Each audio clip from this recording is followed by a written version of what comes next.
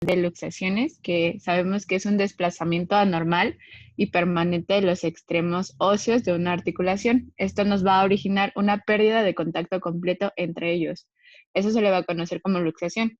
Una subluxación es la dislocación menor de una articulación en la que persiste cierto, bueno, en la que todavía hay cierto contacto entre las articulaciones.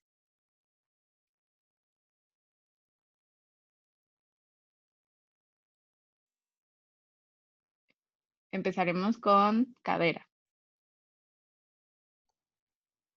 Bueno, vamos a empezar con un poquito de epidemiología. No sé si me escuchan. Te escuchas, Nathan. Voy a pasar mi cámara para que no se Sí, escuche. se escucha. Está entrecortado, ¿eh? Bueno, como ya les habíamos, vamos a empezar con epidemiología. En esta patología es frecuentemente en mujeres. Esta se va a presentar de una edad entre los 60 y los 80 años de edad, pero puede presentarse en cualquier edad. Y se produce principalmente por traumatismos de alta energía. En el caso de los de entre 60 y 80 años, principalmente es por la menopausia. Siguiente. Bueno, pues como ya no lo había estado mencionando el doctor, todas estas, bueno, siempre va a haber una clasificación. Entonces vamos a empezar con la clasificación en cadera. Esta se va a dividir en anterior y posterior. Como ya nos había comentado Natael, las anteriores van a ser menos frecuentes en un 10%. Estas se van a dividir en tipo 1 y es porque estamos hablando de miembro superior o pélvicas, púbicas. Aquí hay que tener pues un poquito más de cuidado porque aquí sí hay un riesgo de lesión del paquete neurovascular femoral. Estas se van a clasificar en 1A, 1B y 1C. La 1A es una fractura sin asociación. La 1B es la fractura asociada de cabeza o de cuello del fémur y la 1C es la fractura asociada al acetábulo. La verdad es que traté de buscar unas imágenes que fueran como más descriptivas, pero creo que fueron las que mejor resolución encontré. Y ahí vemos la primerita, pues es la 1A. Y así posteriormente. Bueno, la que sigue.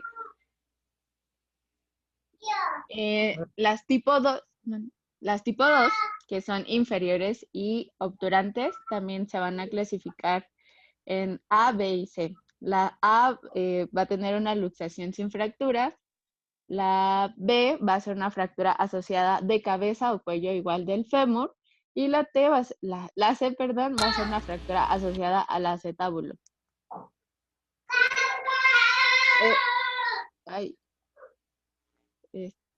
Bueno, también vamos a tener la clasificación de Tom Epstein, o Epstein, no sé cómo se pronuncia, pero esta va a ser principalmente para para posteriores.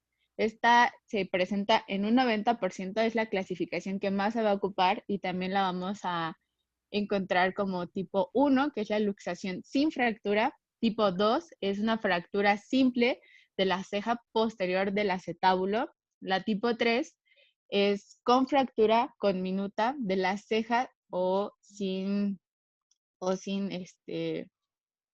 o puede que no lo tenga, la fractura en el segmento. La tipo 3 va a ser acompañada de una fractura de la pared o del techo del acetábulo.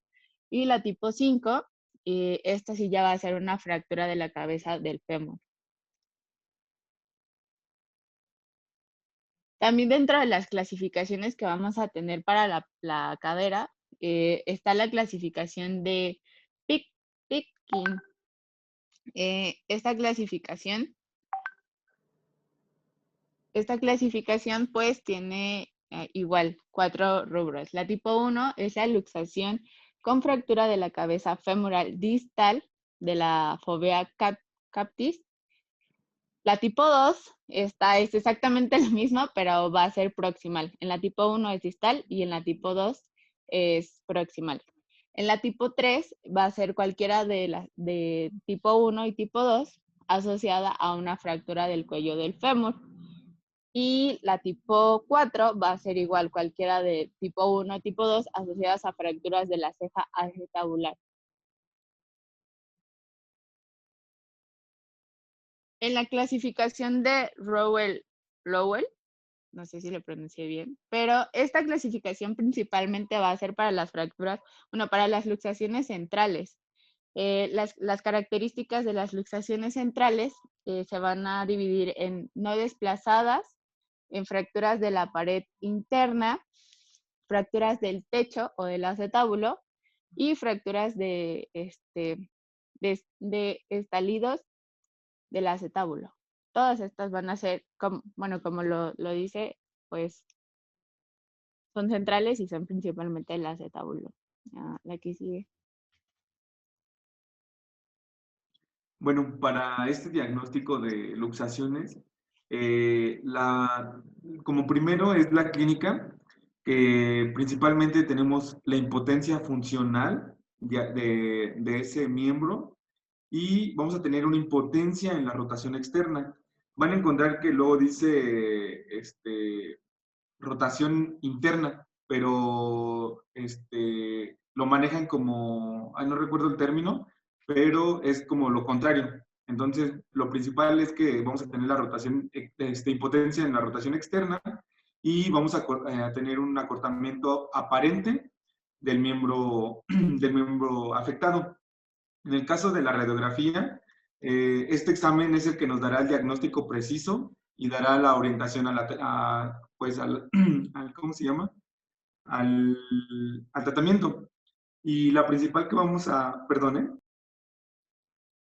y la principal que vamos a tener es la proyección frontal de pelvis y la proyección de Lowenstein, que es la posición de rana. Esta la vamos a pedir solamente cuando nuestro paciente ya lo tengamos bajo anestesia, porque, bueno, ¿le puedes dar a la siguiente, Moni? Esta es la proyección de Lowenstein, no sé si lo pronuncié bien, pero el paciente prácticamente está como en flor de loto. Yo vi una imagen y lo tienen como en flor de loto. Entonces, pues sí le va a molestar demasiado al paciente. Entonces, como les decía, esta va a estar bajo anestesia. Solamente la vamos a pedir cuando nuestro paciente ya esté bajo anestesia. Siguiente. Bueno, en el cuadro clínico, como ya les decía Nata, va a haber un dolor intenso y una impotencia funcional. Aquí, por ejemplo, de acuerdo al tipo de luxación que es, si va a ser una luxación posterior, el miembro se va a encontrar en rotación interna, va a tener acortamiento y va a estar en aducción. Si es una luxación anterior, como mencionaba Mine, si es superior, el miembro va a estar en extensión, abducción, va a estar en rotación externa y va a tener un leve alargamiento. Y si es inferior, se va a presentar en rotación externa, presenta varios grados de flexión y va a presentar acortamiento. En el tratamiento, bueno, esta requiere de una reducción urgente bajo anestesia general y les voy a mencionar 3 técnicas que se utilizan. La primera es la técnica de Alice. Esta va a ser una tracción en línea con la deformidad. El ayudante va a estabilizar la pelvis. Vamos a realizar una flexión paulatina de hasta 70 a 90 grados, como ahí está aquí. Y se va a hacer una rotación interna suave y una aducción. En la técnica de Stimson, el paciente va a estar en decúbito prono, la pierna afectada va a estar colgando con una flexión en la rodilla de 90 grados. Igual el ayudante va a estabilizar la pelvis y se va a hacer una tracción anterior desde la pantorrilla, asociando una ligera rotación. Y la técnica de Bigelow. El paciente va a estar igual en decúbito supino, se va a ejercer una tracción longitudinal sobre la extremidad. El muslo se va a encontrar en aducción y rotación interna, se va a flexionar al menos 90 grados y la cabeza del fémur se va a introducir en el acetábulo mediante abducción, rotación externa y una extensión de la cadera.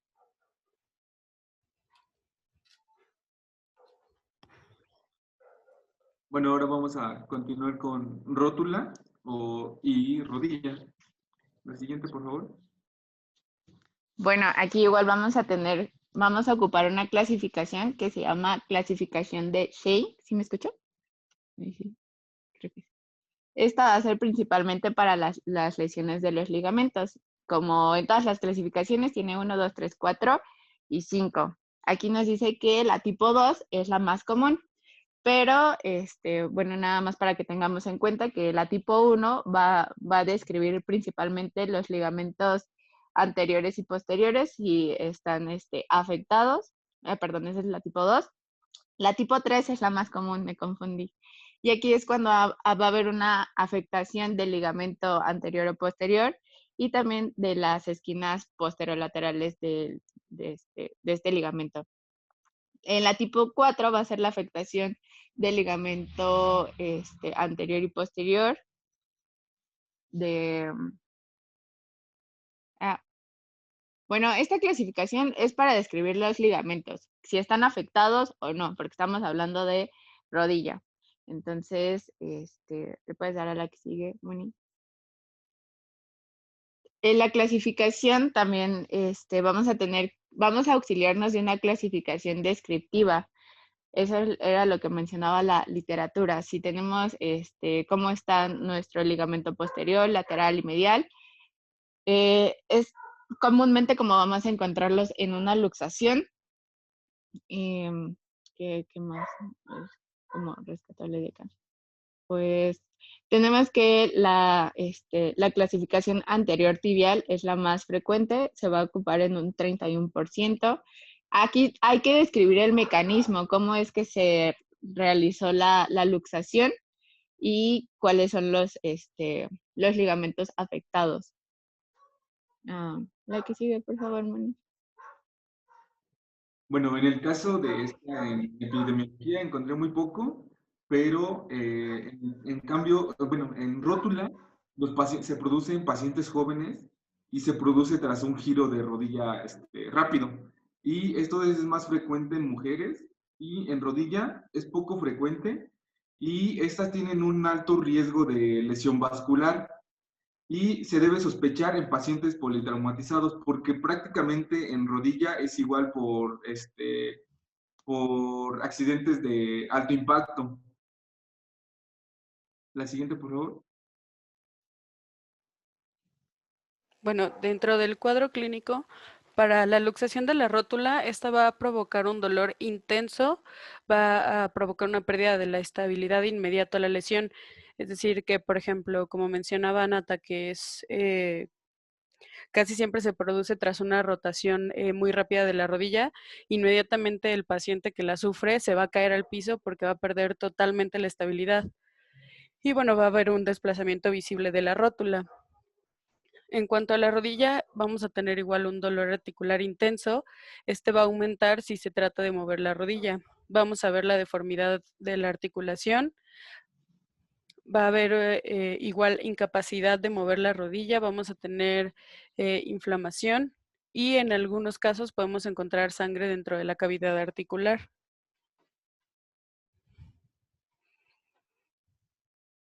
Bueno, para este diagnóstico de rodilla, principalmente vamos a tener la radiografía y nuestra exploración física, pero también vamos a pedir una TAC. Esta, como ya les había dicho, es para evaluar si tenemos una, ¿cómo se llama? Afectación en arterias y nervios. Esta es muy importante. La siguiente. En el tratamiento para lo que es la rótula, esta va a requerir de una reducción cerrada urgente. Igual vamos a tener un control del estado vascular durante 48 horas. El paciente, después de tener la reducción, deberá utilizar muletas, decía que más o menos por un periodo de 2 a 3 semanas, y vamos a realizar inmovilización en extensión con yeso u órtesis. Y bueno, el tratamiento quirúrgico se va a basar en la reconstrucción de los ligamentos que se hayan lesionado en esta luxación.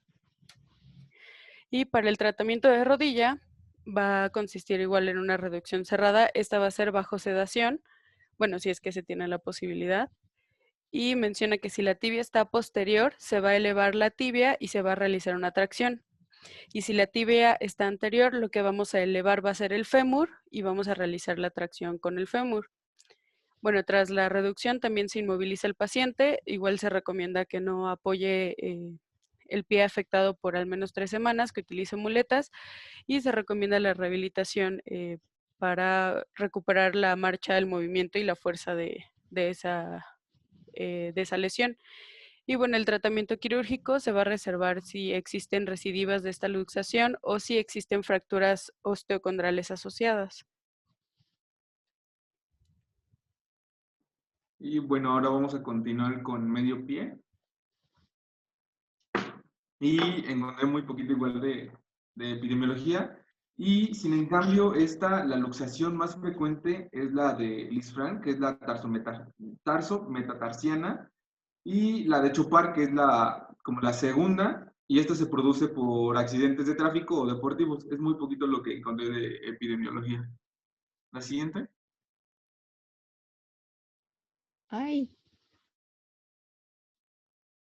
Creo que se nos movió una diapositiva, pero les voy a dar rápido la clasificación. Esta igual se va a clasificar en tipo A, tipo B y tipo C. Ahorita les voy a pasar la tablita. Pero bueno, la tipo A tiene una incongruencia total. Esto es importante que nosotros lo sepamos porque cuando usualmente se generan este tipo de lesiones, ya sea por deporte o por algún accidente, ¿no? Y siempre vamos a tener algún familiar que va a decir, ay, es que me luxé el pie, pero pues nosotros tenemos el conocimiento de clasificarla y por eso les voy a mencionar la clasificación de Lisfranc, que ya les dije que es la tipo A, la que tiene incongruencia total. La tipo B va a ser ay, ¿Moni? Es que voy a poner la tabla, espera. Ah, perdón.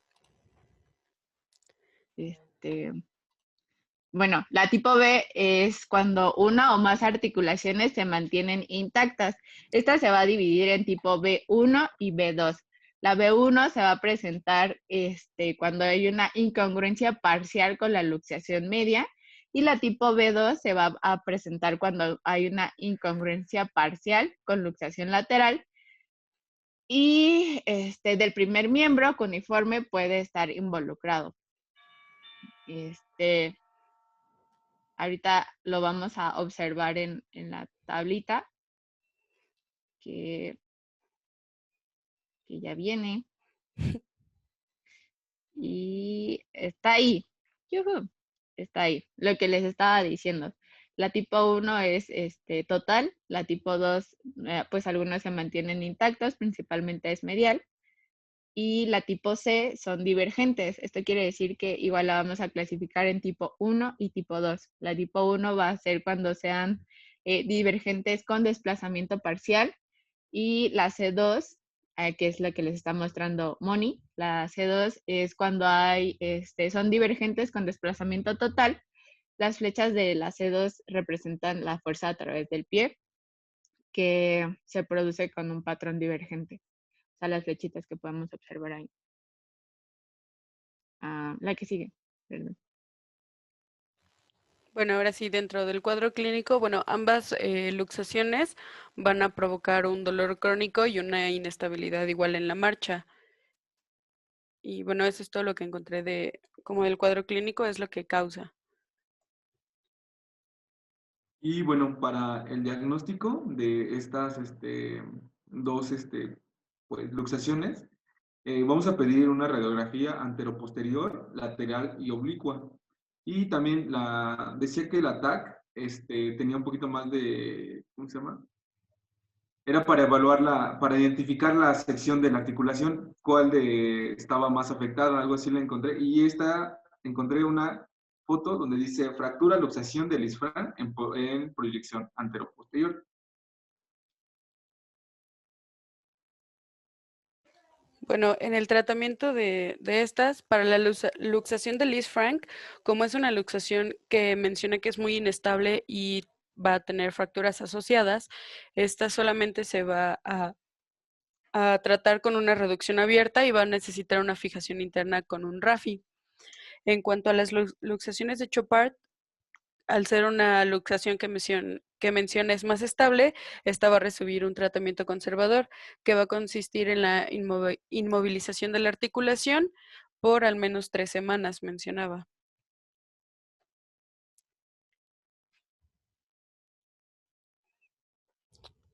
Bueno, ahora les vamos a hablar de los síndromes por compresión. Estos también son llamados síndromes canaliculares del miembro inferior. Estos se van a producir a consecuencia de la compresión de un nervio al pasar por un canal o algún desfiladero anatómico. Los agrupamos por la región en donde estos se producen y bueno, va a ser en pie, pierna y muslo.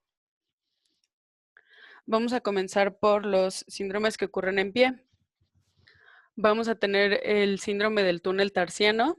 Esta va a ser una disfunción del nervio tibial posterior o de alguna de sus ramas producida a su paso por el túnel del tarso. En cuanto a la epidemiología de este, va a tener una preferencia por el sexo femenino. En la edad, es una edad muy amplia, por así decirlo, puede ser desde los 14 hasta los 80 años. La etiología va a ser lesiones ocupantes de espacio, traumatismos o la presencia de varices. En el cuadro clínico vamos a tener dolor en la zona del malleolo medial. Este se va a irradiar al talón o a la zona plantar del pie. Vamos a tener parestesias, quemazón en el territorio del tibial posterior. El diagnóstico, vamos a tener el signo de Tinel. El signo de Tinel significa que a la percusión de la zona dolorosa vamos a provocar el cuadro clínico, es decir, que a la percusión vamos a provocar un dolor intenso. Vamos a tener el fenómeno de Valix, el signo del acabalgamiento y bueno, vamos a poder utilizar pruebas de imagen como pueden ser rayos X, un ATAC o una resonancia magnética. Aquí en los rayos X no vamos a poder apreciar bien porque pues no vamos a poder ver los nervios como tal, pero ya en un ATAC o en una resonancia magnética vamos a poder observar si se encuentran comprimidos estos nervios. El tratamiento va a ser conservador, va a consistir en reposo, aplicación de hielo tras la actividad física, la toma de antiinflamatorios, inmovilización.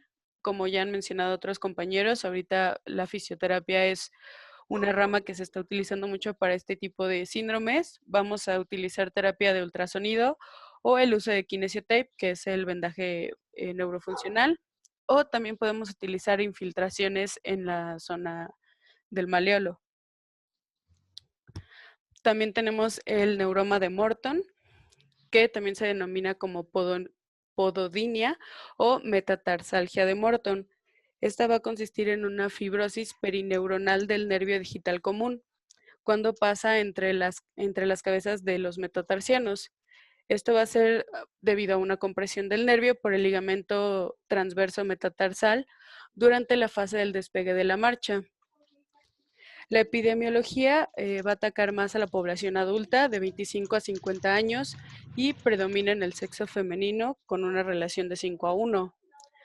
La localización más frecuente es el tercer espacio intermetatarsal. La etiología va a consistir en traumatismos y esta se va a ver agravada por el uso de calzado de tacón alto. Es por eso que menciona que predomina en el sexo femenino. En cuanto al cuadro clínico, vamos a tener igual un dolor neuropático, va a ser de aparición súbita, va a predominar en el espacio intermetatarsal y se va a irradiar a los dedos adyacentes. Aquí podemos ver cómo se vería el neuroma. Y bueno, el dolor principalmente va a ser en esta zona. El diagnóstico igual va a ser vamos a tener el signo del timbre, que va a ser una irradiación parestésica desencadenada por la presión del espacio intermetatarsal. El signo de Mulder, que va a ser un dolor producido por la compresión lateromedial del pie. El LASEC del dedo del pie, que va a ser un dolor con la flexión dorsal del dedo del pie afectado. La hipoestesia en libro, que la vamos a tener en las caras adyacentes a los dedos afectados. Y las pruebas de imagen van a ser de ayuda, sobre todo si el neuroma es de gran tamaño, ya que si no, con la pura clínica podríamos tener el diagnóstico. Y el tratamiento igual va a ser conservador. Se van a establecer medidas como el uso de calzado ancho, obviamente evitar el uso de tacones, que sean de suela rígida, una plantilla blanda y órtesis de descarga. Se va a utilizar la administración de antiinflamatorios y si el dolor es demasiado y no se puede aliviar con el tratamiento conservador de utilizar calzado ancho, los antiinflamatorios, vamos a utilizar una infiltración de corticoides y anestésico local.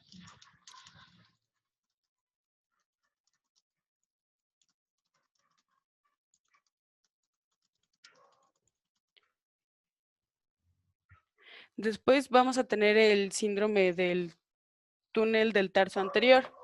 Este va a ser un atrapamiento del nervio peroneo profundo a nivel del retináculo extensor inferior del tobillo. La etiología va a ser múltiple y se caracteriza por aparecer en corredores o pacientes con osteofitos dorsales en el tobillo, en el retro y medio pie.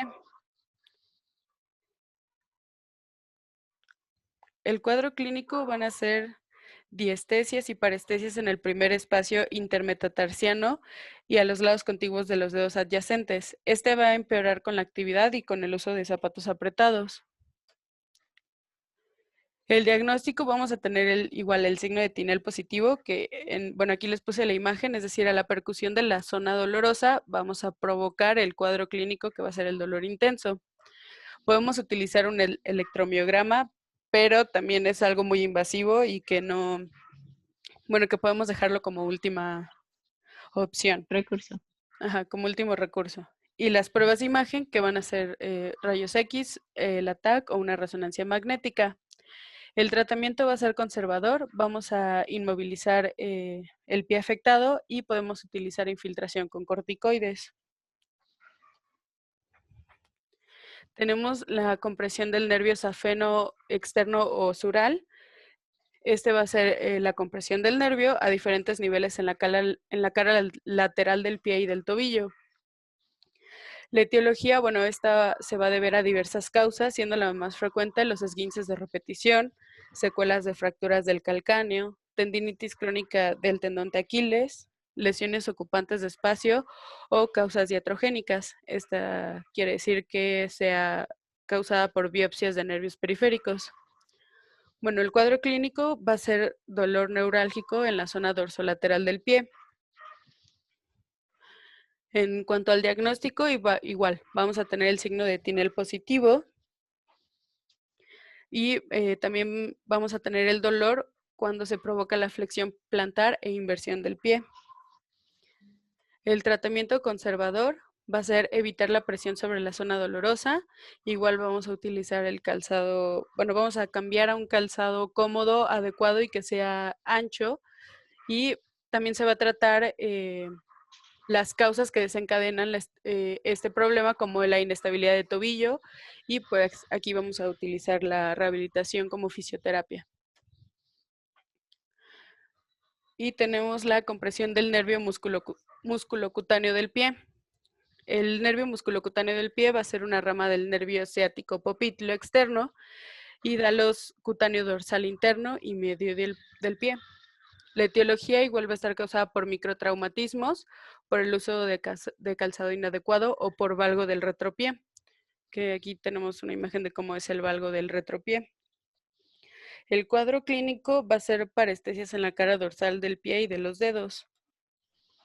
El diagnóstico va a ser por la sintomatología clínica y la presentación de podalgia parestética.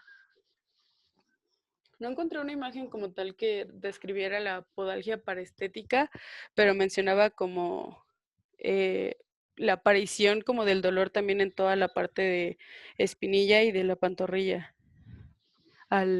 con la marcha.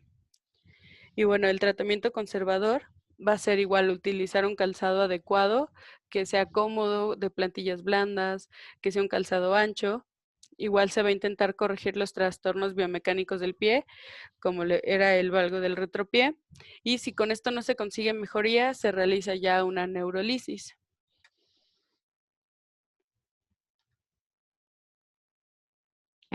Perdón. Bueno, dentro de los síndromes, como ya les había comentado Moni, también va a haber una la clasificación de la pierna, Aquí vamos a hablar principalmente del nervio peroneo. La que sigue, Manu. Bueno, tenemos 3 síndromes. Todos son del nervio peroneo, pero pues la diferencia va a ser que este es el de compresión del nervio peroneo común. Su etiología, bueno, la compresión, su etiología va a ser por la compresión. Generalmente se produce en la zona más superficial y es vulnerable de este nervio. Está situada en la proximidad de la cabeza del peroneo. Esto nos va a dar un engrosamiento del arco fibroso producida del ensanchamiento del túnel peroneo, ocasionando la compresión dinámica de los músculos. El diagnóstico va a ser igual, por exploración física. Vamos a tener signo de Tinel positivo en la zona de la cabeza del peroneo. El paciente va a tener una hipoestesia en la cara lateral de la pierna y el dorso del pie, junto con los dedos. Esto va a ser asociado a un déficit de movimiento de los músculos del peroneo. El tratamiento en este caso va a ser tratar la causa cuando se conozca. Como punto número 2, en el caso en el que la etiología sea desconocida, la resolución principalmente, decía la literatura, que es espontánea, suele ser, o sea, no hay que preocuparnos tanto. Pero en caso de que no pase a ser una resolución espontánea, bueno, después de 4 meses de haber tratado con medidas conservadoras, y si vemos que la sintomatología no mejora del paciente, ahora sí ya va a ser una descompresión quirúrgica el tratamiento en este caso. ¿Qué sigue, por favor, Manu? Ahora vamos a hablar de la compresión del nervio peroneo superficial. Igual, la etiología nos dice que principalmente va a ser en los pacientes que realicen ejercicios excesivos o que también estén traumatizados, sobre todo la musculatura peronea larga y corta. El síndrome compartimental crónico y las lesiones de este espacio. El diagnóstico va a ser, si nosotros presionamos sobre la zona y presenta el dolor, pues igual nos dice que es un signo positivo. Vamos a percutir en la zona de compresión mientras se realiza la flexión plantar e inversión del pie. Cuando pues está comprimido este nervio, pues el paciente va a presentar dolor. Y el estudio clave o el estudio que nos va a decir, ¿sabes qué? Si estamos hablando de una compresión del nervio peroneo superficial, va a ser una electromiografía. La que sigue, por favor. El tratamiento. Nos marcaba la literatura que el tratamiento principalmente será un tratamiento conservador. De inicio, pues será un tratamiento conservador. Principalmente vamos a decirle a nuestro paciente que tiene que guardar un reposo de la actividad física, porque pues, como ya les comentaba, principalmente es en personas que hacen ejercicios extremos. Entonces hay que mandarlos a reposo y también hay que, en caso de que sea necesario, hay que hacer una reducción de los hábitos deportivos. Si no hay mejoría o la sintomatología sigue igual va a pasar a hacer ya un procedimiento quirúrgico, que en este caso sería una fasciectomía. La que sigue, por favor. Bueno, ahora les voy a hablar igual de la compresión del nervio peroneo, pero este va a ser profundo. Normalmente la compresión tiene lugar en el contexto de un síndrome compartimental anterior. Como ya les había dicho, los pacientes que presentan estos síndromes son los que hacen ejercicios excesivos o están traumatizados, o bueno, que tuvieron un traumatismo directo sobre el paquete muscular, perdón. El diagnóstico, todos los diagnósticos nos marcaba que el estudio de oro va a ser la electromiografía. Este va a ser el que nos va a dar un diagnóstico de certeza. Pero clínicamente nuestro paciente va a tener imposibilidad para la extensión de los dedos del pie, aunque conserva un poco la eversión del pie, junto con la junto con las distesias en la porción medial y distal del dorso del pie. Esa va a ser la clínica. Como tratamiento, como ya nos había mencionado el doctor, primero hay que buscar la causa. Una vez que nosotros tengamos ubicada ya la causa, pues vamos a decir como de, oiga, usted tiene este síndrome porque hace un ejercicio extremo y pues necesita reducir o disminuir ese tipo de ejercicios tan así. Entonces hay que identificar la causa. Después vamos a tener medidas descompresivas del compartimento anterior de la pierna. Y pues en caso de que este no sea como, si ya le dijimos que le bajara al ejercicio, ya tuvimos un tratamiento conservador, como todo, el tercer paso ya sería la cirugía. Para hablar de los síndromes que están en la clasificación de muslo. Bueno, ahora vamos a continuar con muslo. Bueno, en el primero de estos, que entra en esta clasificación, es el síndrome del músculo piriforme. Y como definición dice que este síndrome consiste en la compresión del nervio ciático mayor por el músculo piriforme, el cual se extiende desde la superficie pélvica del sacro hasta el borde superior del trocánter mayor y que ésta actúa como rotador externo de la cadera. Como etiología tenemos que puede ser traumática, una hipertrofia muscular, inflamación del espacio muscular o incluso un pseudoaneurisma arterial de la arteria glútea. También encontré que este se produce en ciclistas, ¿cómo se llama? En ciclistas. Y el cuadro clínico y el síntoma principal suele ser el dolor generalmente crónico, punzante y quemante, acompañado de entumecimiento localizado en la región glútea.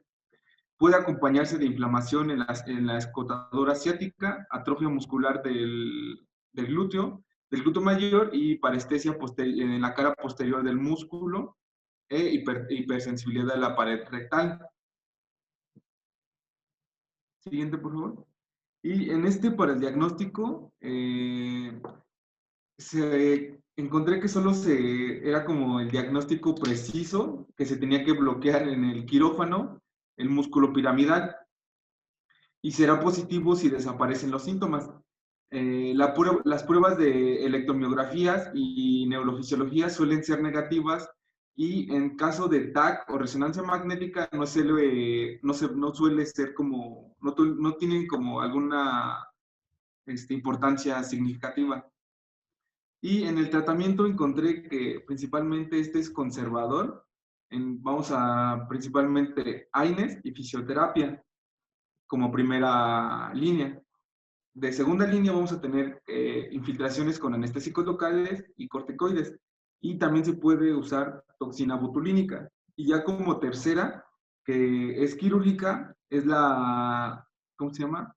Que no hay respuesta al tratamiento y tenemos que hacer una desinserción del músculo piramidal en el trocánter mayor. Siguiente, por favor. Y bueno, no se ve pues en la segunda imagen donde dice músculo piriforme, se ve como el nervio ciático pasa por debajo del músculo piriforme y entonces ahí es donde tenemos el primer, ¿cómo se llama? Tenemos la compresión de este nervio. ¿Le puedes dar a la siguiente, Moni, por favor?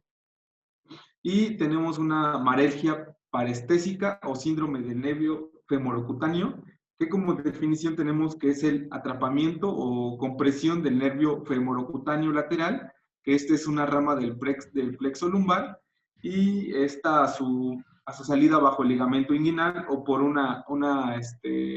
neuroma del mismo nervio.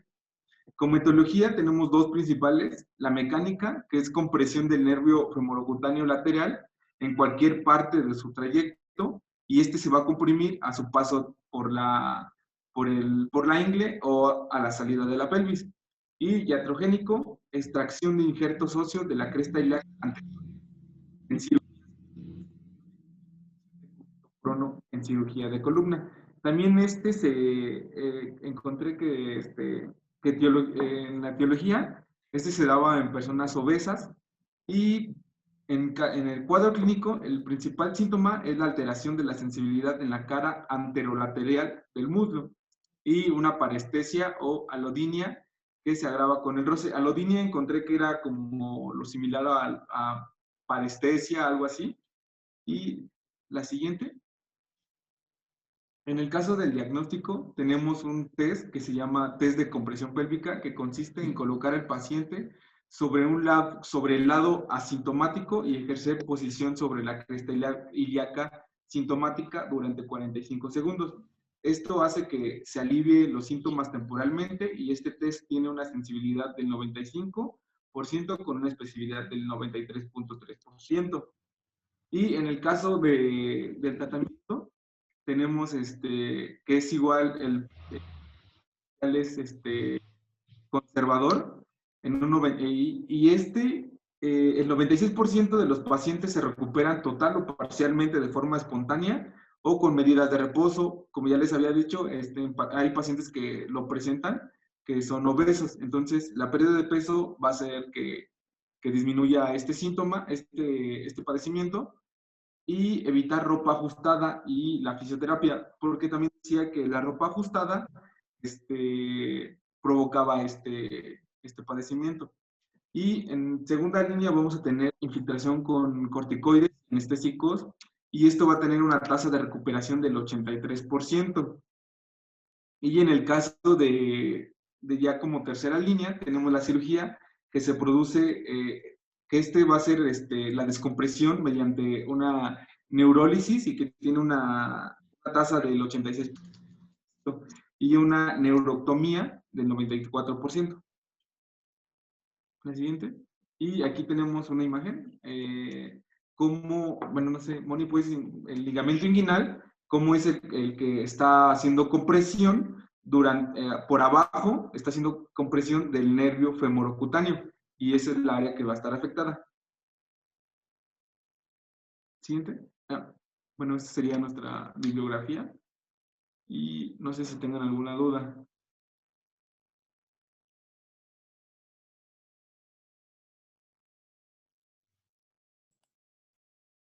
No, creo que no. Creo que pasaríamos a la siguiente presentación, ¿verdad? Que nos diga el doc. Hasta Sí, Dupi creo pasen que a la sí que me sigue. Nicole, pero creo que vamos primero nosotros.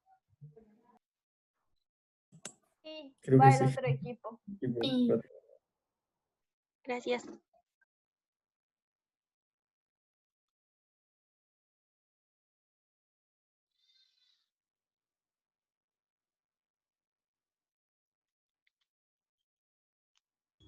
¿Lo están viendo? Sí, ya se ve. Sí, sí se ve.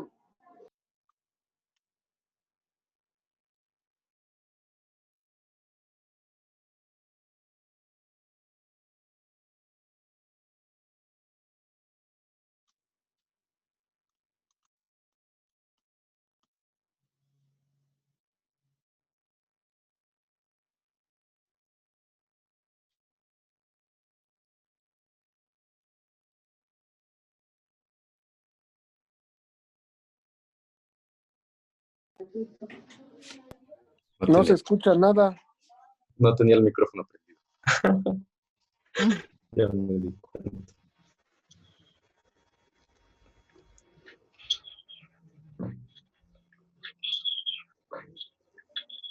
No se escuchó nada desde el inicio. Bueno, vamos a iniciar con lo que son las patologías de pelvis. Esto no pasa.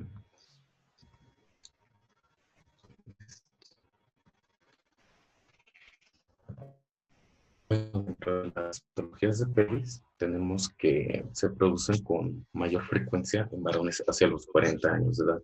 hacia los 40 años. Los pacientes jóvenes, por ejemplo, van a experimentar lesiones pues, por mecanismos de alta energía, mientras que los pacientes ancianos tienden a sufrir lesiones por mecanismos de baja energía. Por ejemplo, en los ancianos puede ser como una caída al estar de pie. Las fracturas pélvicas estables a menudo pueden ser sutiles y deben sospecharse en los ancianos que se presentan pues, con una caída. Dentro de los otros mecanismos, pues tenemos, por ejemplo, colisión de tráfico o personas atascadas por vehículos. Creo que desactivar esto. Dentro de las causas de muerte, pues están representadas mayormente por hemorragias incontroladas y por el agotamiento fisiológico del paciente. Del 10 al 15% pues llegan al servicio de urgencias en estado de shock. Esta fractura también es conocida como la fractura asesina. Un tercio de ellos va a morir alcanzando una mortalidad del 32% y algunas literaturas incluso decían que podría llegar hasta una mortalidad del 50%.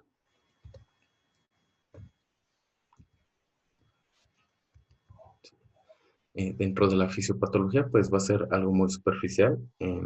El anillo pelviano, pues hay que recordar que es una resistente estructura ósea y ligamentosa, relacionada íntimamente con estructuras neurovasculares y vísceras como lo que son uretra, vejiga, recto y órganos genitales intrapélvicos que pueden resultar dañados por el propio traumatismo o por la fractura en sí. Este anillo pues va a estar conformada por lo que son los huesos ilíacos, lo que es el sacro, el isquion y el hueso pubiano. Este es prácticamente rígido con una escasa movilidad a nivel de ambas articulaciones sacroiliacas y el pubis. Entonces, cuando esta pequeña tolerancia al movimiento es superada por fuerzas extrínsecas, pues se va a producir lo que es el quiebre. Las lesiones a nivel del anillo pueden crear inestabilidad del propio anillo y el consiguiente aumento del volumen interno.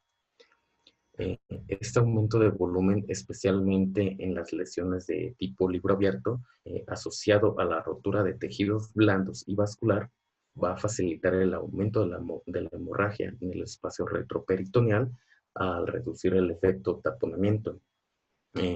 Y esto puede provocar una alteración del estado hemodinámico.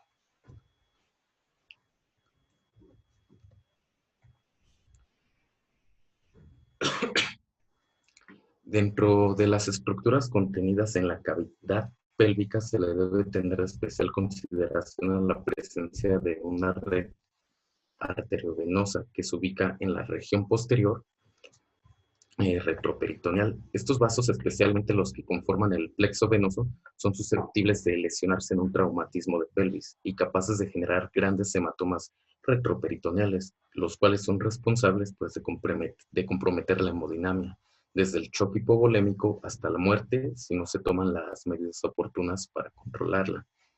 El sangrado de pelvis pues, puede ocurrir aproximadamente un 80% en lo que son las venas y un 20% en lo que son las arterias. Las venas principales lesionadas van a ser lo que es el plexo presacro, las venas prevesicales, y las arterias principales pues son las ramas anteriores de la arteria ilíaca interna, la pudenda, la arteria obturatriz y la glútea superior, y también la arteria sacra lateral en la parte posterior. Sin embargo, de todas las estructuras que conforman el anillo pélvico, los ligamentos y estructuras de la región posterior son las más importantes a la hora de definir si una fractura de pelvis es estable, parcialmente inestable o inestable. Esto es algo importante, esto de parcialmente inestable, ya que dentro de esto se va a basar las clasificaciones. Desde el punto de vista biomecánico, la estabilidad del anillo pelviano pues está determinada principalmente por la integridad de su región posterior.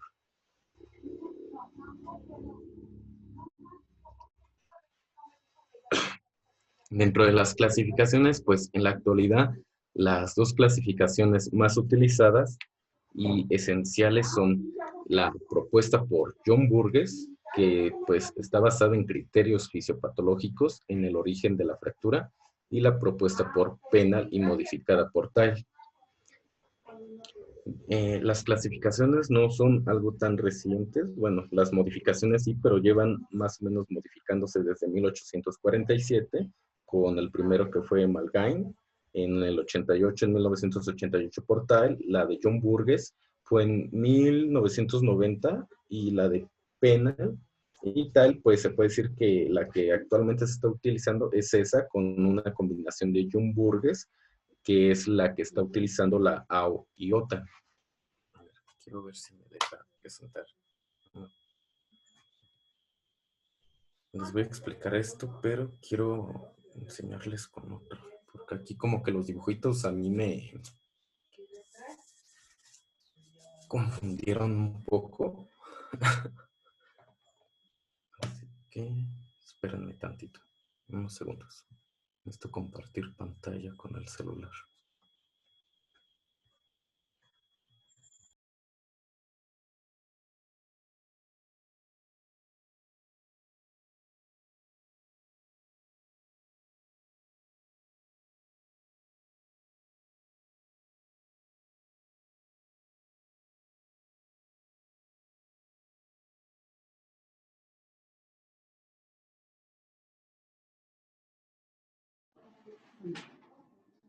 Creo que lo sacó de la clase.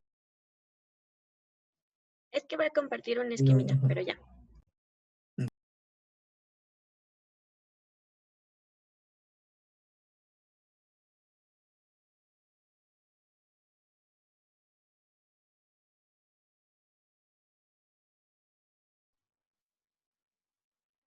¿Ya me oyen? Sí, Eric. Sí, pero estás compartiendo tu pantalla de Zoom. Ahora sale Alice. Se ve nada más. Sí, es que fui a activar el audio ahí. Ahora sí. Es que así se me hizo como que más fácil explicar porque los dibujitos como que me complica mucho. Entonces, como les decía, están las dos propuestas, ¿no? Está la de John y está la de Tag, Penal y Tag. Vamos a empezar con lo que es la de John Burgess. Aquí, la de John Burgess, utilizan el patrón de fractura creado y su desplazamiento para inferir la dirección de la fuerza actuante lesionadas, principalmente ligamentosas. Entonces, es en lo que se va a basar más esta clasificación. Va a tener 4 categorías. Esas vienen en la presentación que ahorita las voy a volver a pasar. Las 4 categorías van a ser la compresión antero-posterior, la compresión lateral y el cizallamiento vertical. Y los mecanismos combinados que nos va a explicar Aris ahorita que acabe. Dentro de las lesiones por compresión anteroposterior y por compresión lateral, pues se van a subdividir a su vez en 3 estadios que van a representar un aumento del desplazamiento y una lesión de mayor gravedad. Entonces tenemos en la primera una lesión anteroposterior tipo 1. Estas, acuérdense, va a ser anteroposterior tipo 1, 2 y 3. Entonces voy a empezar con lo que es la tipo 1 y esta pues se va a caracterizar por una abertura de lo que es la sínfisis púbica.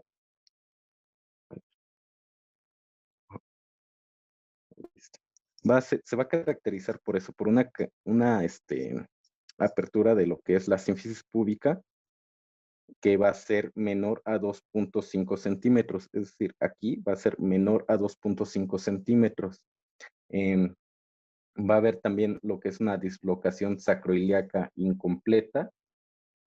Y eso sería lo que es la primera anteroposterior tipo 1. En la anteroposterior tipo 2, pues tiene como característica la lesión completa de lo que son los ligamentos del suelo de la pelvis, lo que son el ligamento sacrotuberoso y el sacroespinoso, es decir, va a haber una lesión de este ligamento, el sacroespinoso y el sacrotuberoso, así también como de los sacroiliacos anteriores, es decir, de estos 3, el sacroiliaco interior, el sacroespinoso y el sacrotuberoso. Esto es lo que se va a representar en la lesión anteroposterior tipo 2. Esto pues va a aumentar a su vez la inestabilidad rotacional y va a mantener su estabilidad vertical al quedar íntegros pues los ligamentos sacroiliacos posteriores, que son estos que les estoy marcando aquí. Aquí también va a haber un ensanchamiento. En la otra, acuérdense, en la tipo 1 va a haber una abertura de la sínfisis púbica menor a 2.5 centímetros, pero en la tipo 2, aquí va a ser mayor a 2.5. Después viene lo que es la lesión anteroposterior tipo 3. Aquí hay una lesión de la sínfisis anterior y también hay una lesión completa del complejo posterior que incluye bien ya sea una lesión ligamentosa de los ligamentos sacroiliacos posteriores, es decir, de estos, y o bien por una fractura sacroiliaca completa o fractura de luxación sacroiliaca, es decir, acá. Las lesiones por compresión lateral pues son el resultado de un accidente de vehículo o de lesiones laterales, como su nombre lo dice, y se van a caracterizar por una impactación del margen anterior del sacro.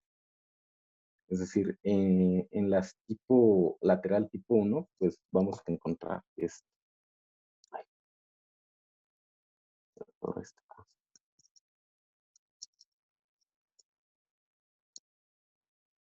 Poner el dibujo.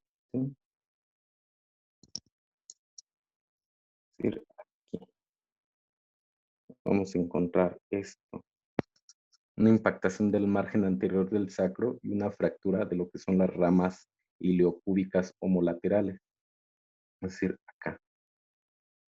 La dirección de la fractura suele ser horizontal u oblicua, es decir, así como los estoy poniendo acá, horizontal, y se visualizará correctamente en la radiografía de entrada, que son las que Aris nos va a hacer el favor ahorita de explicar. En la lesión tipo 2, pues la rotación interna de la hemipelvis por el impacto lateral va a ser mayor. Tiende a mostrarse como una fractura que pasa por lo que es el ilion.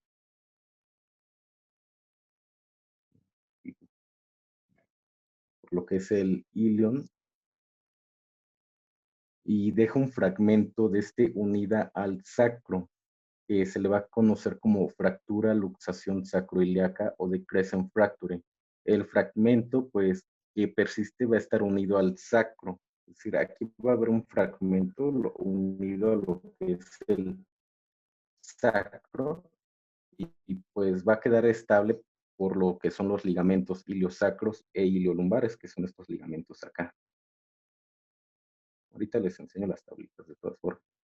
En la lesión tipo 3, pues el aumento de rotación interna de la hemipelvis va a desembocar en una lesión por rotación externa de la hemipelvis contralateral, es decir, hay un patrón de compresión lateral en el lado de la lesión y deformidad de rotación externa del lado contrario, es decir, digamos que el golpe viene de un lado, digamos viene de acá y se nos va a presentar una deformidad acá. Entonces, por eso es que se llama como golpe de viento. Esta lesión también se asocia a una lesión completa posterior de la hemipelvis que va a traducir inestabilidad horizontal y vertical.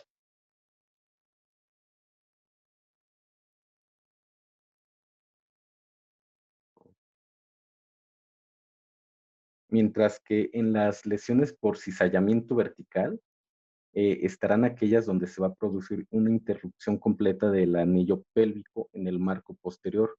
Lo más habitual pues es una lesión ligamentosa con luxación sacroiliaca y normalmente consecuencia de caídas de altura, aunque esta lesión posterior puede producirse también por fractura sacra completa o fracturas a través del ilion. Se va a caracterizar por el desplazamiento craneal completo del ilion con respecto al sacro y ocasionará lesión de ligamentos sacroiliacos anteriores y posteriores sacroespinosos y sacrotuberosos, es decir, de todos los ligamentos que tenemos aquí.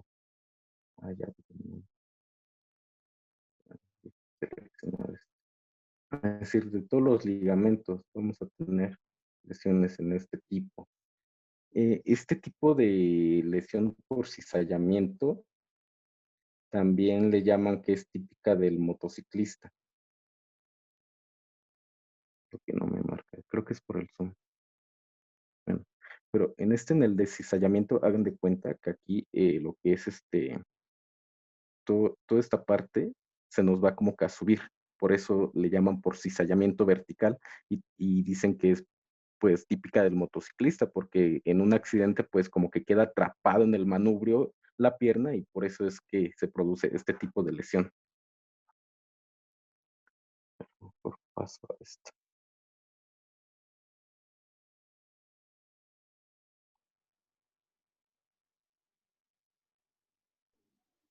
Creo que lo volvió a sacar del sistema.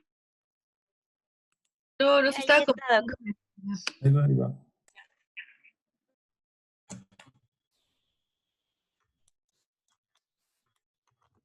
No, es que hizo un cambio.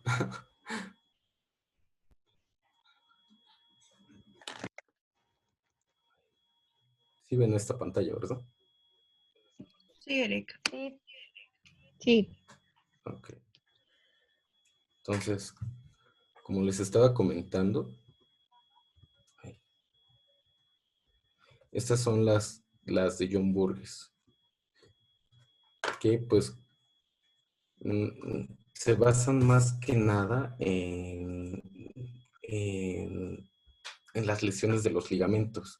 Sin embargo, la que más se usa en la clínica es esta, la clasificación de la AOTA, que nos va a clasificar como estables, inestables, estables, ligeramente estables y pues totalmente inestables.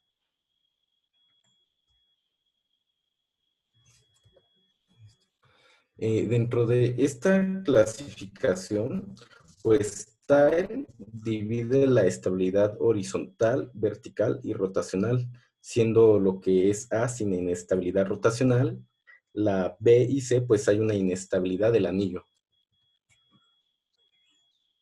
Dentro de las fracturas tipo A, son fracturas en las cuales, o sea, estas son las tipo A, que como igual como en la otra anterior, pues también se van a subclasificar en 3, es decir, en 3, en 3, en 3, ¿no? Pero estas nos están marcando por otro tipo de estabilidad de acuerdo al anillo. Aquí nos vamos a basar de acuerdo al anillo pélvico.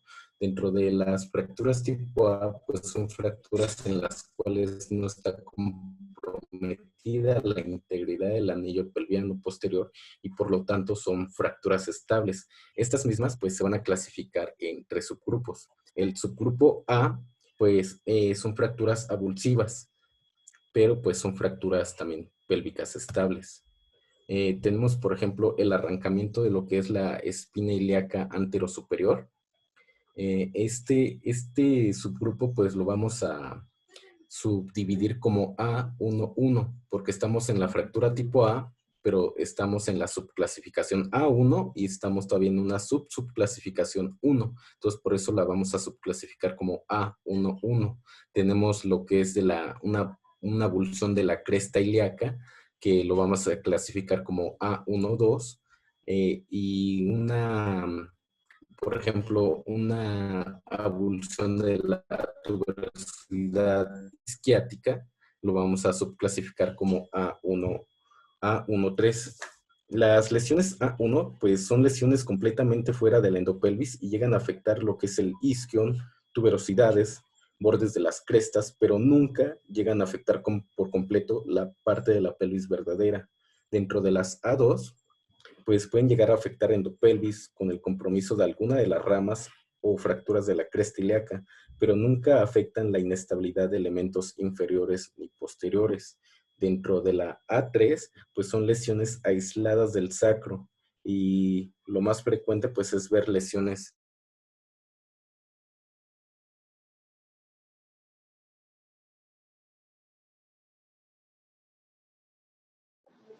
Otra vez se detuvo su pantalla. No, creo Creo que es el audio. Ajá.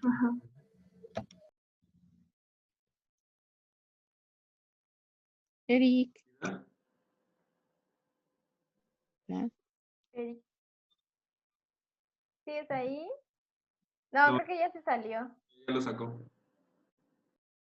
Ahí está, pero es que estaba en 2. Su pantalla. Y ahora sí se salió.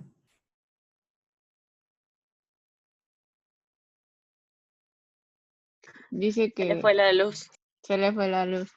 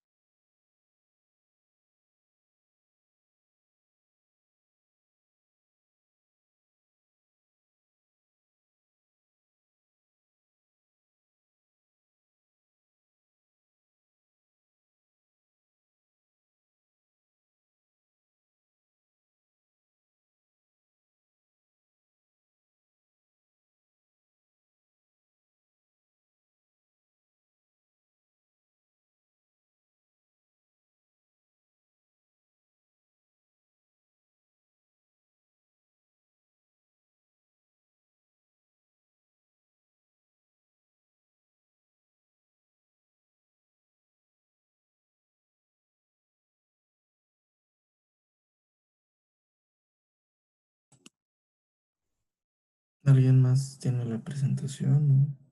Sí, espérame, es que estamos tratando de descargarla. Porque, ándale, ahí está.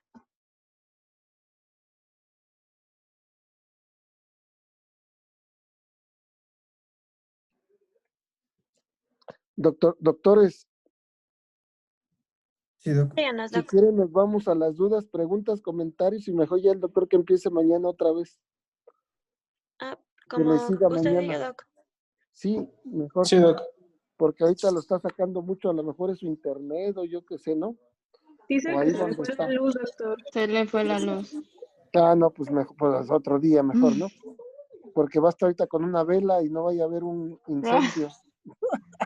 No se crean, ¿eh? Te Es vaya a quemarte, pues. pleno día. Miren, muchachos, las luxaciones de Chopard y las de Lisfran, esas son una urgencia como cualquier luxación, pero esas producen muchísimo dolor y edema. La lesión de Lisfran en especial, muchachos, pueden producir un edema tan severo que pueden condicionar un síndrome comportamental y ser quirúrgico de urgencia. ¿Sí? Entonces esas lesiones tenemos que tener mucho cuidado y casi siempre se deben de poner un vendaje algodonoso, inmovilizar, y casi siempre la de Lisfran es quirúrgica y la de Chopard a veces llega a ser quirúrgica, a veces se puede reducir y a veces no se puede reducir, ¿eh? Es de las que yo he visto que son raras y que muchas veces no las pueden reducir si no es con anestesia. Sí, es de las más pues, difíciles de reducir sin anestesia. Pero si no pueden reducir alguna luxación, acuérdense, pues ahí sí se tendrá que hacer bajo sedación. No sé si tengan alguna duda, alguna pregunta, doctor. Empezamos como siempre. Déjenme ver. A ver con Alicia. Alicia, ¿alguna duda? Sí, doctor. Ayer A ver, dime. mencionó que en las fracturas de acetábulo, o bueno, generalmente de Ay, fémur, si no también hemos visto ni las de acetábulo. ¿Qué pasó? perdón, de fémur. ¿Ves cómo Mencionó eres? que, sí, ya sé, perdóneme. Mencionó que condicionan generalmente también a trombos. Embolismos. Embolismos. ¿Qué tipo de profilaxis se les podría dar? Enoxa. ¿Enoxa? Sí, enoxaparina generalmente. Pero puedes usar cualquier anticoagulante, antiagregante que tengas. Sí, pero esos pacientes antes de operarlos, si los vas a meter como urgencia, no le debes de poner el anticoagulante 24 horas antes de la cirugía. Si lo piensas meter de urgencias, no se lo pongas. Si después de que lo operas, se lo dejas cada 24 horas y ese va subcutáneo, la enoxaparina. Pero hay muchos, hay subcutáneos, hay orales, etcétera, etcétera, etcétera. Si tienen traumatismo craneoencefálico y riesgo de hemorragia, está contraindicado. No lo debes de usar. Sí, ese es un punto importante. ¿Alguna otra duda que tengas, doctora? No, gracias. ¿Segura? Sí, Diana, seguro. Diana, ¿alguna duda? Pero no vayas a decir como la doctora, que yo dije y todavía ni hemos visto ni esos temas. No, de hecho, ya respondió mi duda con lo de las luxaciones de Lisfranc y Chopard, pero ahorita ya no. Ah, bueno. Uriel, Gracias. Jacinto, Cisneros. Hola, buenas. Nada más una pregunta rápida. En el Sí, dime. síndrome del músculo piriforme, ¿qué tan frecuente es que sea por hipertrofia muscular? O sea, si alguien... Para empezar, ni es común. Entonces, No, es pues raro ya. que lo veas. Ok. Sí, entonces no es común. No te estreses por ese síndrome.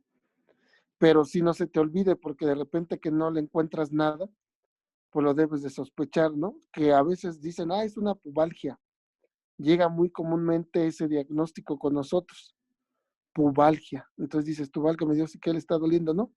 Y ahí se andan desgreñando el ginecólogo con el cirujano y con el ortopedista, porque tú tomas radiografías y no le ves nada a la placa, nada, absolutamente nada. Sí, una radiografía normal, entonces dices, bueno, pues hay que pedirle un ultrasonido, hay que pedirle una resonancia, si es que tienes, si puedes, ¿sí?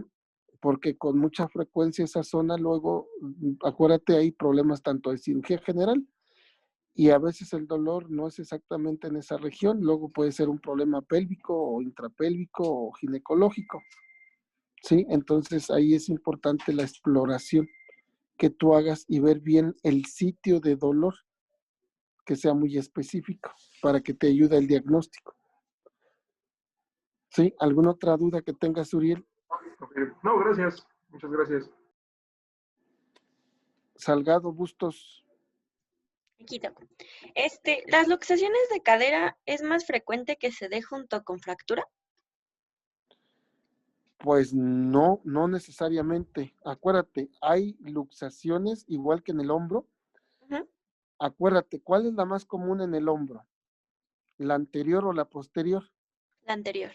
La anterior. ¿Y en el fémur cuál es la más común? ¿La anterior o la posterior? La posterior. La posterior. Entonces, hay luxaciones que se pueden acompañar de fracturas, pero lo común es o se fractura o se luxa. Dependiendo del mecanismo que tengas de lesión, acuérdate que depende del accidente, la velocidad con la que va la persona, pues se puede fracturar y luxar, ¿sí? Pero tienen que ser mecanismos de alta energía. Lo común es que o se fractura o se luxa. Lo no común es que se fracture y se luxe. Pero si tú tienes una fractura y luxación, piensa si no hay efectivamente una lesión torácica, abdominal, cráneoencefálica. Generalmente cuando hay fractura luxación de fémur o de acetábulo, generalmente se acompañan de lesiones diversas y varias a otro órgano. Tienes que buscarlas. ¿Sí? Lo común es el trauma torácico y muchas veces la gente no le pone importancia a esto y la gente se muere. ¿Sí? ¿Por qué? Porque el trauma torácico sí te puede llegar a condicionar un problema que el paciente puede incluso fallecer, ¿sí? Y no ves el momento, ¿sí? ¿Alguna otra duda que tengas, Salgado? No, doctor. Muchas Vania. gracias. Sí, doc. A ver, dime.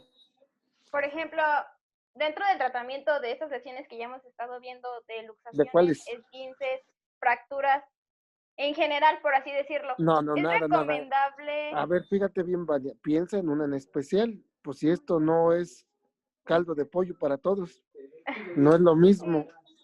Bueno, Depende del lugar, acuérdate. Estas son patologías y son enfermos. Sí. Todos los seres humanos, todos somos diferentes. Ninguno es igual y tú ves pacientes y enfermedades. No es lo mismo para todos. Cada uno va a ser tratado de la forma que tú veas en el momento. Sitio lesionado, características de la lesión, edad del paciente, condiciones generales, comorbilidad, actividad de la persona y la lesión o no a tejidos blandos. O sea, tú tienes que ver todo eso para que veas desde un simple golpe cómo lo vas a tratar. Porque habrá gente que tú lo ves y no le ves nada, y es más, ni le crees que le haya pasado algo. Y habrá gente que hasta se pinte el chichón ahí y ni siquiera es natural, es pintado. Todo eso es real, ¿sí? Y habrá quien llegue con el pie extremadamente edematizado y llega caminando como si nada. ¿Por qué? Porque acuérdate que hay personas con diabetes que pierden la sensibilidad y ahí hay un problema neurovascular y entonces no sienten dolor, ¿sí? Entonces, ¿en qué caso estás pensando? Bueno, que se manifiestan principalmente por dolor, pero ¿En mi dónde? pregunta era enfocada a que en estas lesiones se puede utilizar como un tratamiento coadyuvante para el dolor el uso de complejo B con diclofenaco o de algunos ¿Pero en qué parte? por ejemplo en las fracturas.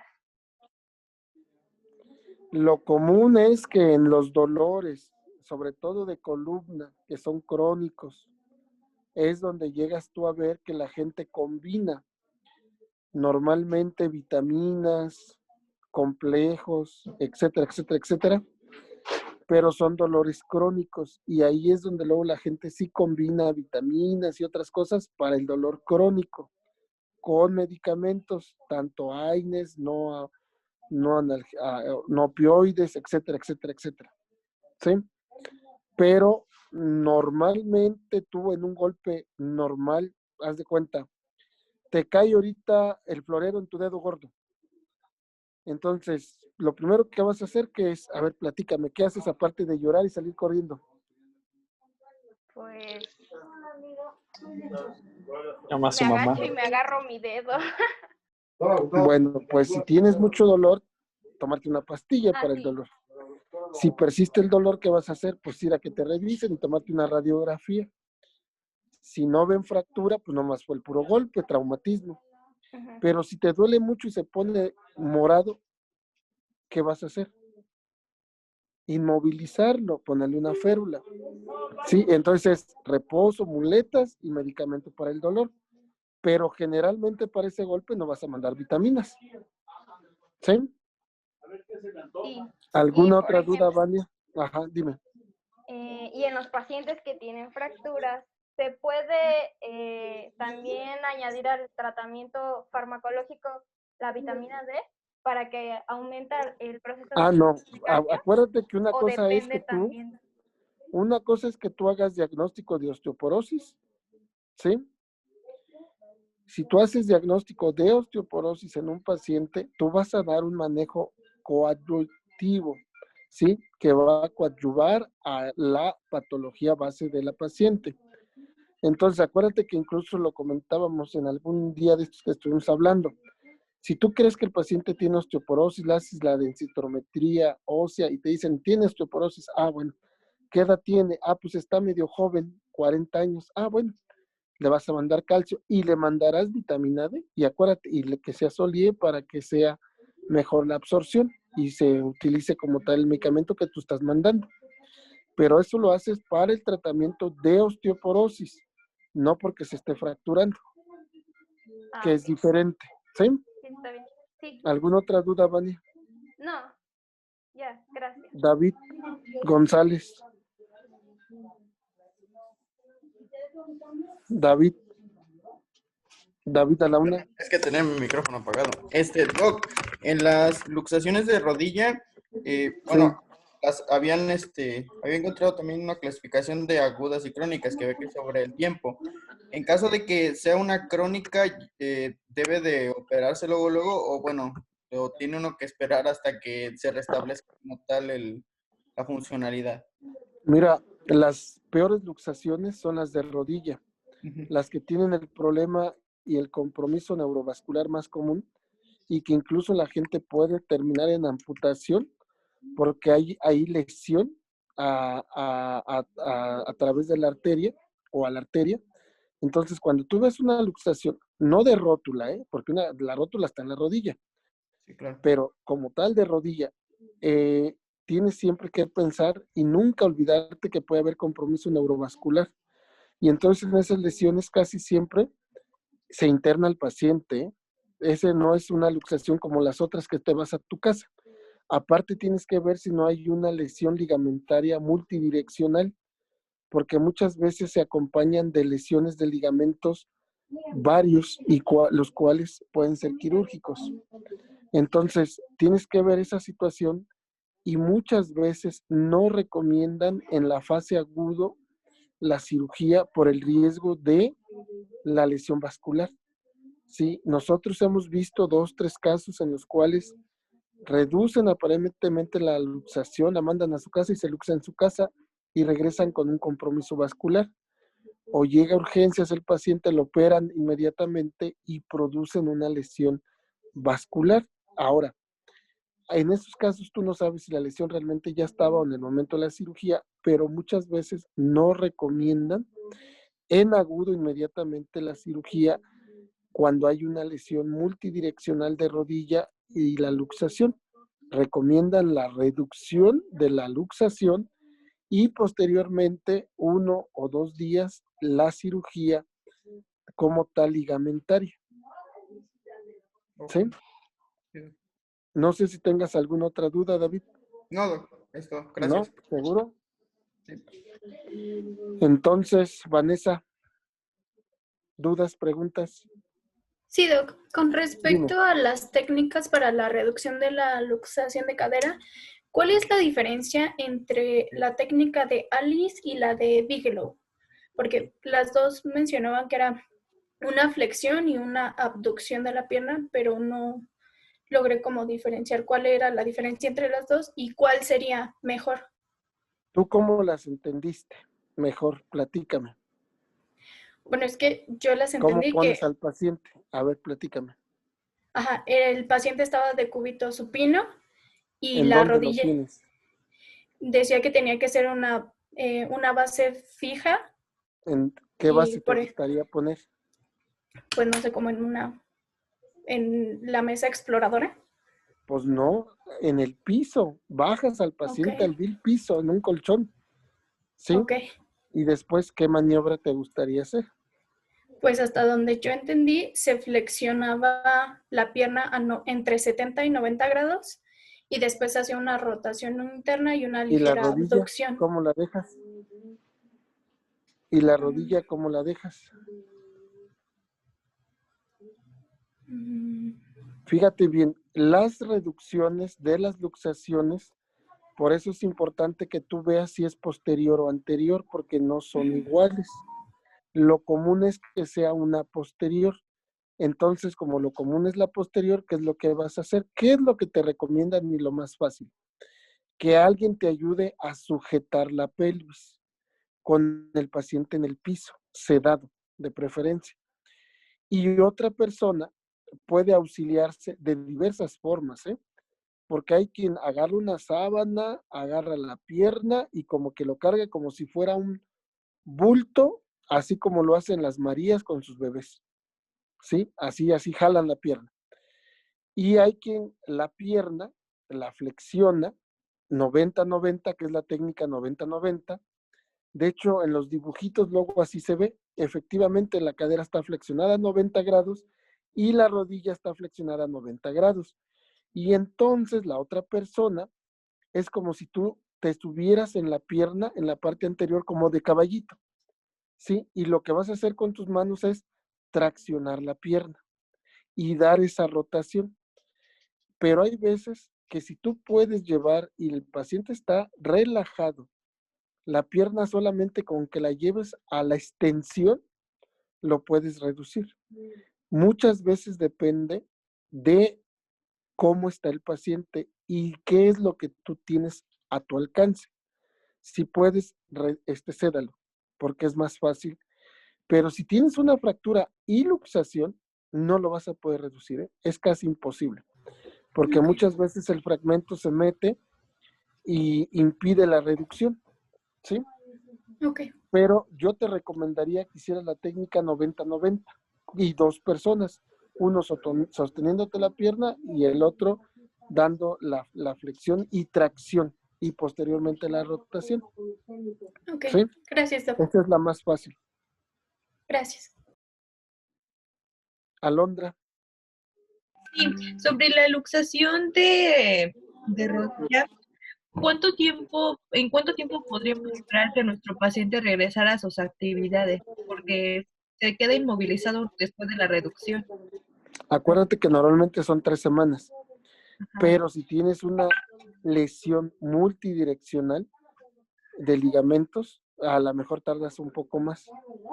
Si es la pura luxación pura, son 3 semanas. Y pones su férula, acuérdate, en todos los casos inmovilizas. ¿Alguna otra duda, Alondra? No, gracias, es solo eso. Julisa.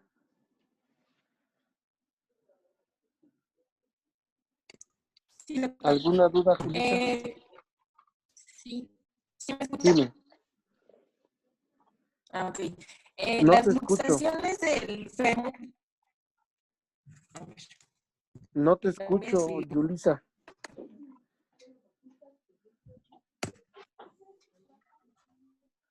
Julisa, no te escucho.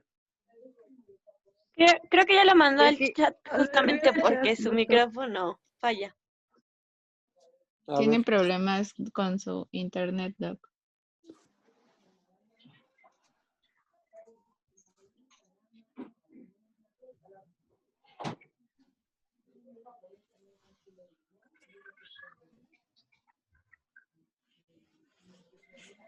Generalmente es por el mecanismo. Acuérdate que va la persona, generalmente esas lesiones son automovilísticas y es porque te pegas en el tablero, ¿sí? La rodilla choca y ¿para dónde se va el fémur? ¿Sí? Normalmente por eso es más común eso, pero es por el mecanismo. Quizá antes de la invención del carro era otra, ¿sí? Pero después de que estuvo el carro, pues es una. Ahorita con los brincolines, pues son las fracturitas de los codos en los niños, ¿verdad? ¿Alguna otra duda, Julisa? Pero ahorita la mandaron mañana, ¿no? Pero no se preocupe. Cuando concluimos. Gracias. Y seguiría entonces, Iván. Iván, ¿dudas, preguntas? Por un lado, mi duda era si es que era recomendable que mandáramos, medicamentos, ¿cómo se llaman? Condroprotectores para aquellos pacientes que habían sufrido algún esguince, pues realmente sería de grado 2 para arriba.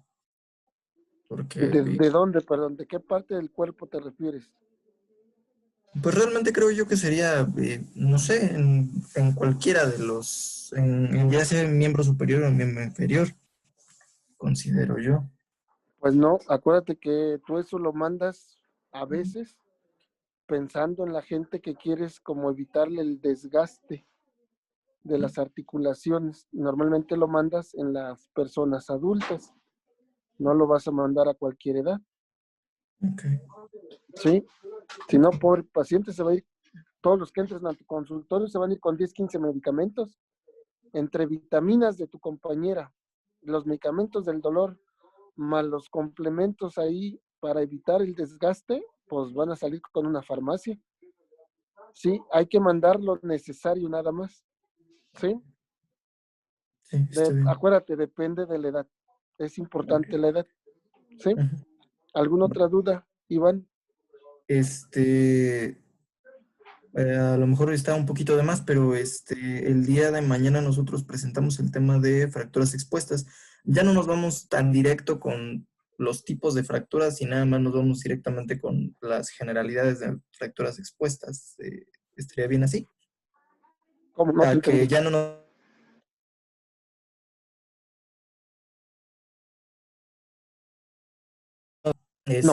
No, fíjate bien, las fracturas expuestas hay clasificaciones. Entonces tú vas a decir que es una fractura expuesta. Primero, tienes que definir nada más qué es eso. Y te vas directamente a las clasificaciones más usadas.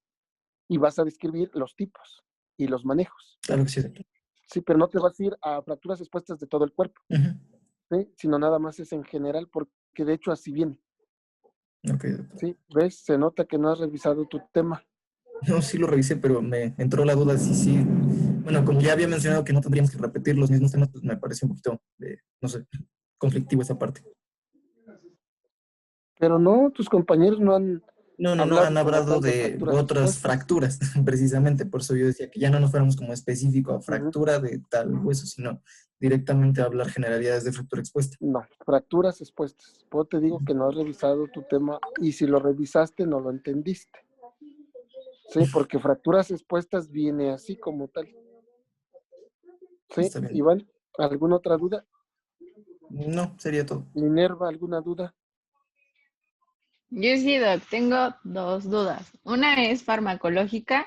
En el caso de tromboembolismo, como ya nos había comentado, nos dijo que antes de, si lo vamos a meter a cirugía, no ponemos enoxa. Pero después de que sale, ¿cuánto tiempo vamos a tenerlo con enoxa? ¿Hasta que salga de alta o hay Incluso algún periodo? acuérdate que incluso lo puede llevar a su casa. El uso es por 3 semanas. 3 semanas. 3 semanas. Ok. ¿Alguna otra duda, Y Minerva? sí, mi otra duda es en los síndromes canaliculares, específicamente en el neuroma de Morton. Es, ah, ¿Se puede utilizar la radiación con cobalto como tratamiento antes de la cirugía? Yo creo que ¿Qué no. pregunta? No radies a un paciente con un neuroma. Le preguntaba Acuérdate, esto la radiación tiene sus indicaciones. Ujú. O sea, pobre de la persona, aparte que lo vas a dejar pelón igual que yo, por un neuroma, no. Chécate bien las indicaciones de las radiaciones. Pero en Es los que justo le neuromas, preguntaba esto porque yo creo que mi mamá tiene esto, el síndrome canalicular del neuroma de Morton. Es una paciente de 50 años con diabetes controlada bueno, fue diagnosticada hace 6 años, pero actualmente sí. está cursando por dolores intensos y lo que hicieron fue radiarla antes de, no la biopsiaron ¿Dónde ni le nada, hicieron eso? en el central militar. Válgame Dios. No, Ajá, pues entonces yo habría ahorita por que... la clínica, a ella la diagnosticaron con foliculitis plantar. Entonces, Ujú. pero revisando ya toda la Foliculitis, ¿no clínica. será fascitis? Fascitis plantar, perdón. ¿Ves?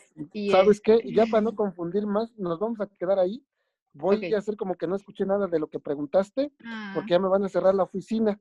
Y mañana le seguimos, porque ahorita andas muy confusa en los términos y No, vas a perdón. confundir a tus compañeros. Sí, porque una Está cosa bien. es fascitis y foliculitis, La otra- pues es como otra sí. cosa muy lejos, ¿no? Entonces mejor ordenas tus Sí. ideas y mañana le Ok. seguimos con los demás. Nos vemos a Ok. las 2 porque ya me van a echar para afuera de aquí. ¿Sí? Mañana a las 2 de la tarde, de favor, y le seguimos con las dudas. Y ya ahí ordenas más las dudas que tengas. El De diagnóstico, favor. sí. Sí, Sí, doc. por favor. Sí, aquí nos quedamos contigo, de hecho, Minerva, y los Ok. demás que tengan, le seguimos. ¿Sí? Sí, doc. Hasta mañana, que estén muy bien. Nos vemos, Doc. Hasta mañana. Hasta mañana. Hasta mañana, Doc. Bye.